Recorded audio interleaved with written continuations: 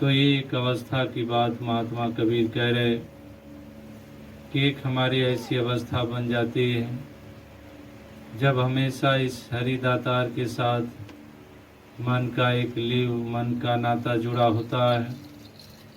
इसी कारण एक आनंद प्राप्त होता है। जिस प्रकार से गर्मी के वक्त में अगर जल से नाता जुड़ा हो, ठंडी हवाओं से जुड़ा हो, तो आराम प्राप्त होता है, आराम महसूस होता है।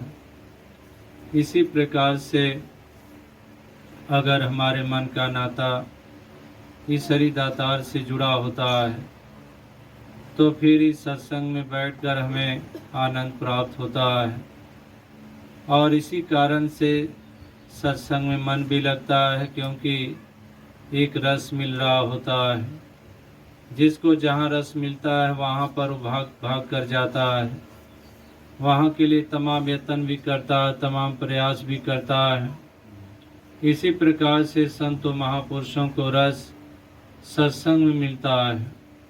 इसी कारण महात्मा कबीर कह रहे हैं कि साधु की संगत करो, जौ की रोटी खाए। कि तमाम मजबूरियों के बावजूद भी संतों का संग करो। कबीरा संगत साधु की बेग करी जय जाए। कि भाग भाग करे सत्संग करो। साधु की संगत महत्वपूर्ण है।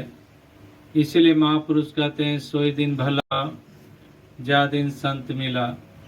कि वही दिन एक भला माना है जिस दिन संतों का संग होता है, क्योंकि ये संत महापुरुषों का संग ही हमें याद दिलाता है इस मूल परमात्मा की तरफ। इसकी तरफ हमें मोड़ता है। ये मन का अपना स्वभाव है भागना।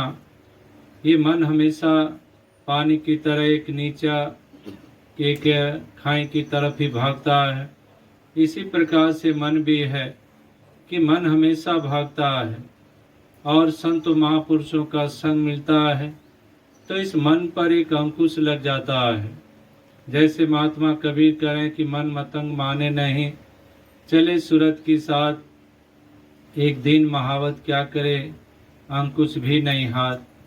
कि कोई अंकुश नहीं होता है, ये मन भाग रहा होता है। लेकिन जब संतों का संग मिलता है तो इस पर एक विवेक का अंकुश लग जाता है, और इसी अंकुश के कारण ये मन इस हरिदातार के साथ जुड़कर आनंद प्राप्त करता है। तो आओ सत्संगत, इसीलिए महापुरुषों संतों ने संतों की महिमा को हमेशा एक गाया है और महत्ता दिया है। साधु की संगत करने की प्रेरणा दी है।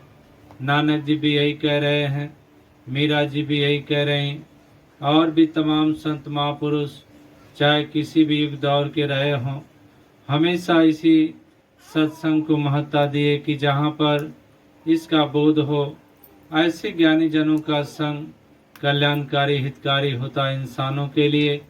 तो यही संदेश, यही प्रेरणा यहाँ से भी दिया जा रहा है, और निरंतर महापुरुष देते हैं।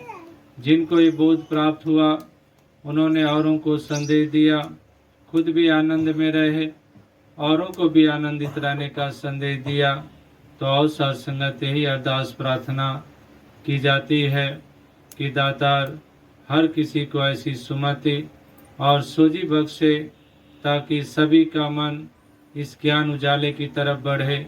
तमाम प्रवृत्तियों की तरफ ही मन बड़े ही आसानी से भाग जाता है, वहाँ पर अपना एक मन दौड़ लगा लेता है। और जब सत्संग का एक तरफ मुड़ने की बात होती है तो मन उधर कम लगता है। इसलिए महात्मा कबीर कह रहे हैं कि एक कथा होत श्रोता सोवे, वक्ता मोड़ पचाया रे। जा जा हो स्वांग तमाशा, कबहू न निज सताया रे। कि जहाँ पर संसारिक खेल तमाशे, यानी कि जहाँ पर एक क्षणभंगुर की बात हो, वहाँ पर इंसान जागृत होता है। लेकिन जहाँ पर सच की बात हो, जहाँ पर इस अकाल पुरख निराकार हरिदातार की बात हो, वहाँ पर इंसान सो जाता है। तो महापुरुष संत जन इंसान को आगाह करते हैं, जगाते हैं, क्योंकि इन्हें पता है कि इंसानी जन्म कितना कीमती है। ऐसे कीमती जन्म को इंसान व्यर्थ न गुजारे, इसलिए बार बार ये संदेश दिया जाता है, बार बार झिझोड़ा गया, बार बार इंसानों को आवाज़ दी गई। हर युग में एक ही आवाज़ मानव के लिए रही है कि इंसान निद्रा से जागे, अपने एक मोह निद्रा से जागे। इसलिए महापुरुषों ने कहा कि मोह निशा जग सोवनिहारा, देखे सपन अनेक प्रकारा, यही जग जामिन जागे जोगी, परमार्थी प्रपंच वियोगी।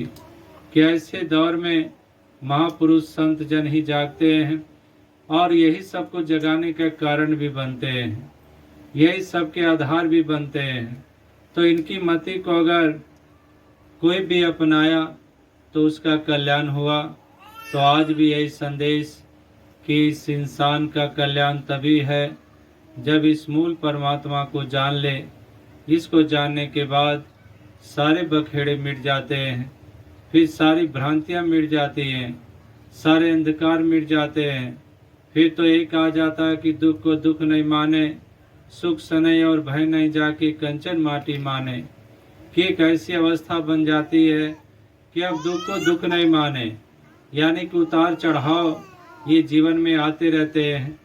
उतार चढ़ाव जीवन का पड़ाव है और यहाँ पर निरंतर बदलाव है।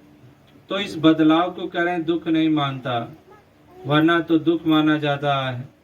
एक जवानी ढली बुढ़ापा आया, दुख मानते हैं कि अब तो जवानी ढल गई, बुढ़ापा आ गया, धन आज ज़्यादा है कल कम हो गया, दुख मान लिए।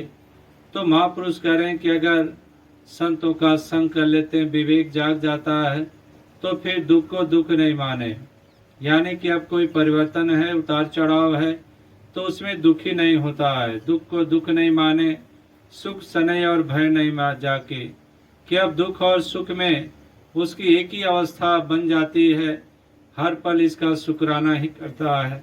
तो और सत्संगत यही अरदास प्रार्थना कि दातार कृपा करे ताकि सभी को ऐसी सुंदर मति और सोझी प्राप्त हो, ताकि सभी मनुष्य जन्म का आनंद उठाते चलें। सत्संगत प्यास का नाम धन दाता है।